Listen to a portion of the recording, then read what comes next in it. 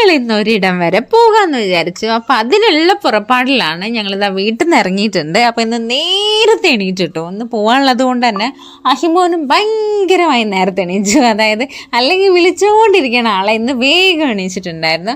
അങ്ങനെ ഞങ്ങൾ ഇന്ന് പോകുന്നത് വടകരയ്ക്കാണ്. അപ്പം എപ്പോഴും കാറിലാണ് പോവാറുള്ളത്. എവിടെ പോവുകയാണെങ്കിൽ ഇന്ന് കാർ എടുക്കേണ്ട ട്രെയിനിൽ പോകാമെന്ന് വിചാരിച്ചു. അങ്ങനെ ഇതാ ഞങ്ങൾ ട്രെയിൻ ടിക്കറ്റൊക്കെ എടുത്തിട്ട് ഞങ്ങൾക്ക് 9:15 ട്രെയിൻ വന്നിട്ട്.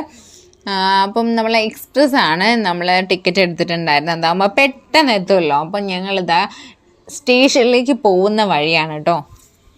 രാവിലെ ആയതുകൊണ്ട് തന്നെ അധികം റഷൊന്നുമില്ല. പക്ഷേ നമ്മുടെ പാളയം ഏരിയാസിൽ ലോഡിറക്കും കാര്യങ്ങളൊക്കെ ആയിട്ട് ചെറിയൊരു റഷ് ഉണ്ടായിരുന്നു. എന്നാലിതാ നമ്മളിതാ പാർക്കിംഗ് ഏരിയയിലേക്ക് എത്തിയിട്ടുണ്ട്. പാർക്കിംഗ് ഏരിയയിലേക്ക് എത്തിയ സമയത്ത് എന്ന് പറഞ്ഞാൽ ഇത്തിരി പോലും ഒരു സൂചി കുത്താൻ പോലും ഇടയില്ലാത്ത അത്രയ്ക്ക് തിരക്കായിരുന്നു.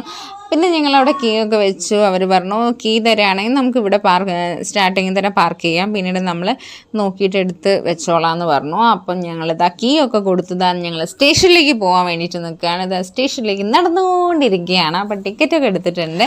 ട്രെയിൻ എത്തിയിട്ടില്ല. അപ്പം നമ്മൾ വെയിറ്റിങ്ങിലാണ് ട്രെയിനിന് വേണ്ടിയിട്ട്. അപ്പോൾ അതിൻ്റെ ഇടയ്ക്ക് അഹിമോന് കുറച്ച് ലേസും ജ്യൂസൊക്കെ വാങ്ങിച്ചിട്ട് ബാഗിലിട്ടിട്ടുണ്ടായിരുന്നു. ആൾക്ക് എവിടെയെങ്കിലും പോവുകയാണെങ്കിൽ അങ്ങനത്തെ സാധനങ്ങൾ അപ്പോഴാണ് വാങ്ങിക്കൊടുക്കാറ്. ആക്ച്വലി പറഞ്ഞു കഴിഞ്ഞാൽ അല്ലാതെ വാങ്ങിക്കൊടുക്കാറില്ല.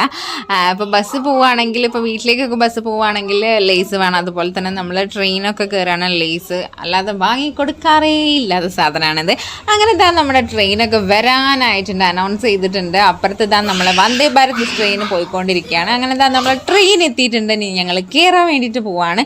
അത്യാവശ്യം നല്ല തിരക്കുണ്ടായിരുന്നു കേട്ടോ. പിന്നെ നമുക്ക് അധികം ദൂരമൊന്നും പോകാനില്ലല്ലോ. കുറച്ച് ആകെ നമുക്ക് അടുത്ത സ്റ്റേഷൻ വന്നിട്ട് നമുക്ക് വടകരയാണ്. അതായത് മെയിൻ സ്റ്റേഷനിൽ മാത്രമേ ഈ എക്സ്പ്രസ് നിർത്തുന്നുള്ളൂ.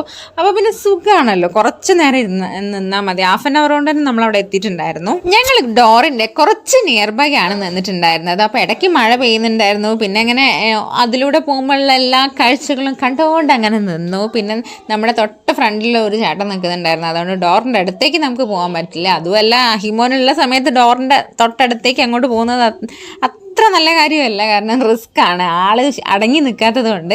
അങ്ങനെ ഇതാ ഞങ്ങളിതാ എത്താറൊക്കെ ആയിട്ടുണ്ട്. അപ്പോൾ സീറ്റ് എന്തായാലും കിട്ടിയിട്ടുണ്ടായിരുന്നില്ല. അപ്പോൾ അപ്പുറത്തെ ഒരു ചേട്ടൻ ഒരു ഡ്രസ്സിൻ്റെ ഒരു ചാക്ക് വെച്ചിട്ട് അതിലിരിക്കുന്നുണ്ടായിരുന്നു. അപ്പോൾ അഹിമോൻ അവിടെ ഇരുത്തി. പിന്നെ ഞങ്ങളിങ്ങനെ കാഴ്ചകളൊക്കെ കണ്ടു. ഇതാ ഇറങ്ങാനായിട്ടുണ്ട്. ഇതാണ് കേട്ടോ ഞാൻ പറഞ്ഞിട്ടുള്ളത്. ആ ചേട്ടൻ്റെ എന്തോ ലോഡാണ്. അപ്പോൾ അതിലിരിക്കുന്നുണ്ടായിരുന്നു. അപ്പോൾ അഹിമോനെ അവിടെ ഇരുത്തി. ഞങ്ങൾ വടകര എത്താനായിട്ടുണ്ട്. അപ്പം നമുക്ക് വടകര വിശേഷമായിട്ട് നെക്സ്റ്റ് വീഡിയോയിൽ കാണാം. Okay, by.